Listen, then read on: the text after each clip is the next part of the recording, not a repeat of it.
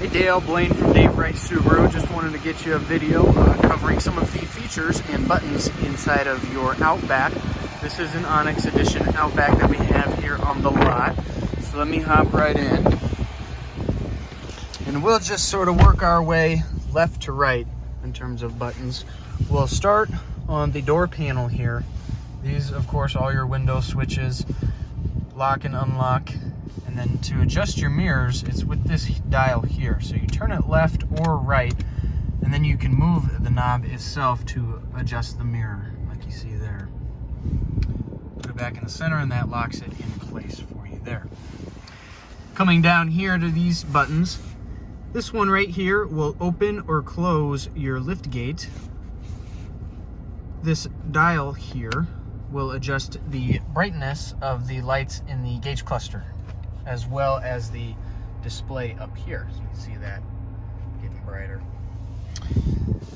This button next to the dial will disable the hands-free power liftgate feature. Now, I would love to show you this feature in person on how it operates. It's really cool. If you look at the top of this button, you'll notice that it's white up here. And so when I push the button in, you can no longer see that white top. When the button is pushed in, that means that the hands-free liftgate is disabled. And when I push it out, you see the white top now. That means the hands-free liftgate is enabled and it will open if you go back there and cover the rear emblem with your hand. Now, I'd love to show you how that works in person. It's a whole lot easier to fully explain and operate. Coming over behind the steering wheel, this is your headlight stock. You do have automatic headlights, so you can just leave it on this auto mode and you don't have to worry about it. And your fog lights are with this switch right here. This is the on position and that is the off position there. Then of course you have your brights that you can turn on too. On the left side of the steering wheel, these buttons will control your radio. These two arrows will scroll through your radio presets. You have the volume up or down. And then the source will scroll through like your AM, your FM, or Sirius XM radio stations. Let me turn that all the way down. These three buttons down here work with your phone when you connect your phone to the Bluetooth. Now, if you have any troubles connecting your phone, I can do that for you as well. I'll show you how to do it when we get to the screen. But this button, when you push it, you can activate a voice command. So when your phone is connected, you could push this and say, call whoever in your contacts, and it will then call that person through the speakers of the vehicle. If you receive an incoming call, you can answer it by pushing this button here, and you can hang it up by pushing that button there. So those three work with your phone. Now these arrow keys down here, when you pull these towards you, they change this display up top here. So you get like a tire pressure display and then a lot of fuel economy displays on here too. Your digital speedometer at the bottom will always be there, but there's some other displays there too. Now this middle button is to access a settings menu within here. I don't know if it's going to come up right now, but there is a settings menu on this display that you can access with this button, but pushing it right now doesn't do anything. If there's a warning light that appears on your dash, like this one right now is telling me that the seat belt isn't unbuckled, but if you had like a low fuel light, you could also push this button and it will tell you on that display in the middle what that light means. So if there's a light on, you don't know why, you can push that button with the eye on it and it will tell you what it is up there. On the right side of the steering wheel, this is the adaptive cruise control over here. It operates, the way you turn it on is just like any other cruise. You push this button, and when I do that, you'll see the display up there changes. And then to set your cruising speed, you push this down. See, it says set. Now this button here, when I push this symbol will appear on the display and it says ready. Now this is the lane centering feature that you can only activate when you are cruising. So what it does is it will keep you centered in the lane when you're cruising. Now these two buttons will adjust the following distance to the vehicle that you're cruising behind.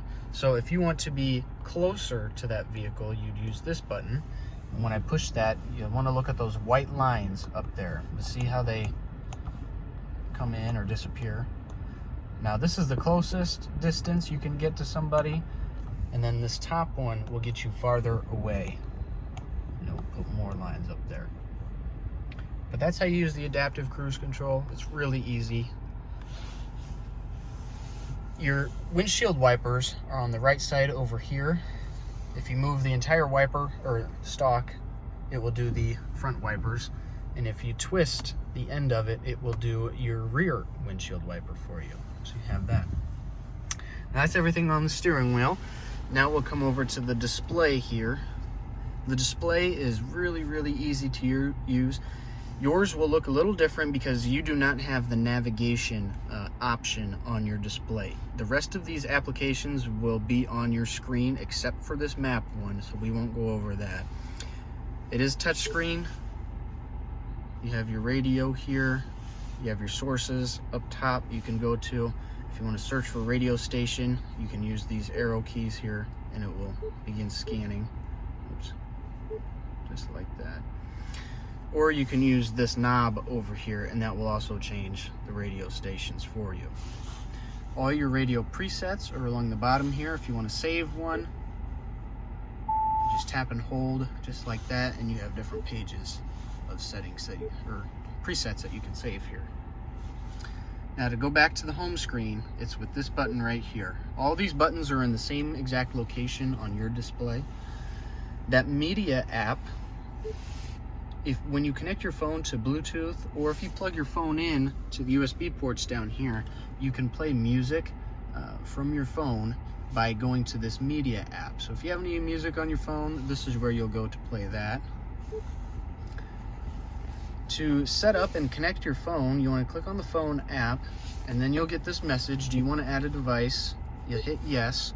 And now at this point, you'll have to go onto your phone, go into your settings, and then go into your Bluetooth settings and hit pair device, and you'll want to look for this name here, and then you tap on it and you'll confirm it. You only have to pair it one time. Every time you get in the car after that, it will automatically pair your phone for you. If you have any troubles with this, let me know. This apps tab in here, there's different apps you can use. This My Subaru app and the Subaru Starlink app, these are just duplicates of these two apps also on the home page.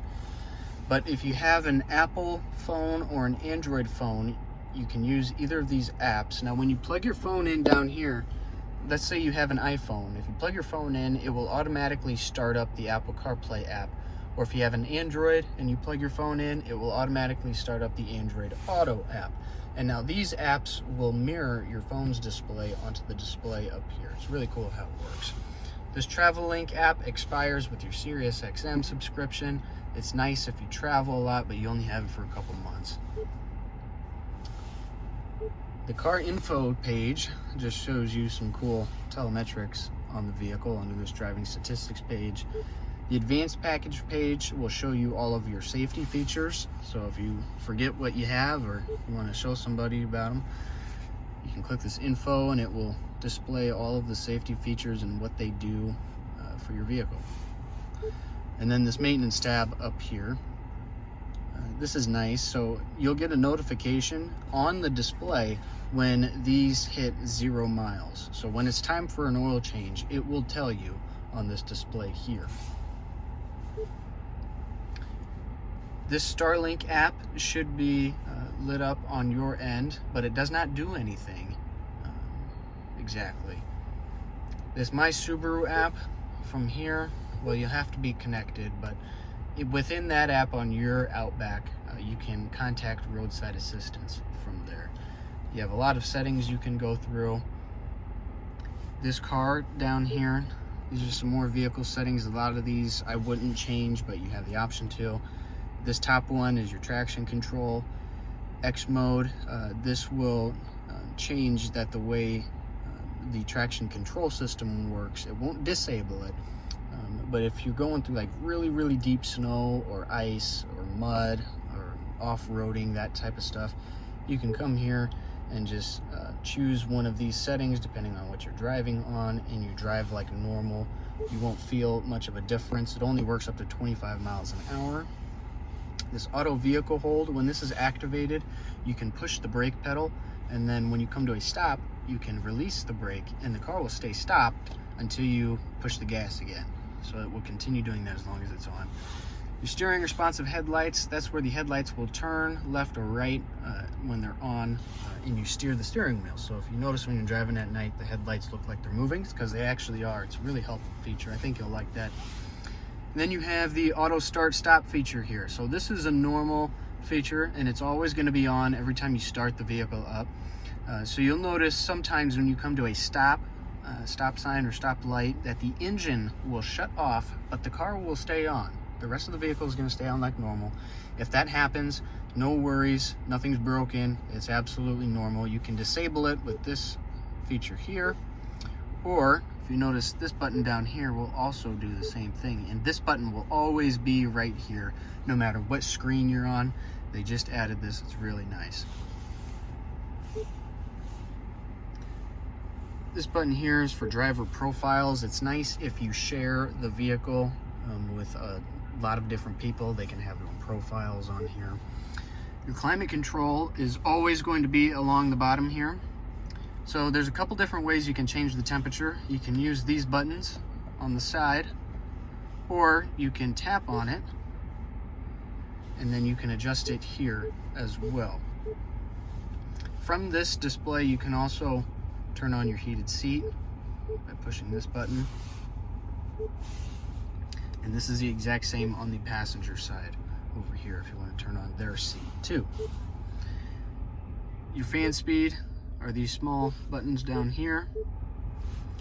And then if you want to adjust which vents the air is coming out of, you'll notice the symbol or the icon is here. When you push on it, you can then change it from here, and it will show you where. You can also do the fan speed from here too, just like that. And you have your on-off button and AC over there as well. I can't remember exactly if yours had the wireless phone charger. If it does, this is what it looks like. If it doesn't, then this little pad is not here. But if you put your phone on it, it will start wirelessly charging it too. Your parking brake is over here. It's electronic. You notice the red light is on. That means my parking brake is on. So the way you release that is you have to push the brake down and then push this button down, and the light will turn off. If you want to turn it back on, pull it up, and the light turns on. Up top here, yours does not have the sunroof, so you will not have this button up here. But you'll have this SOS button and this blue eye. This blue button, when you push it, it will call Subaru roadside assistance if you need that.